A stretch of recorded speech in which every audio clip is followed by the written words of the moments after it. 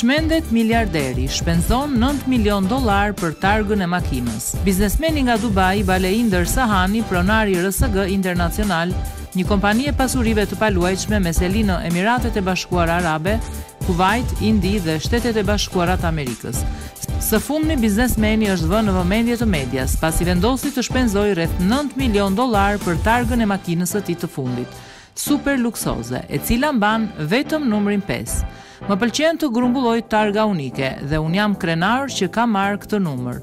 Më pëlqen numri 5, kështu që zgjodha këtë numër, këtë radhë për këtë makinë, ka thënë biznesmeni. Unë kam mbledhur 10 targa makinash të personalizuara, sipas numrave të mi të preferuar, dhe unë pres që të kem më shumë, sepse është një pasion, ka shtuar ai.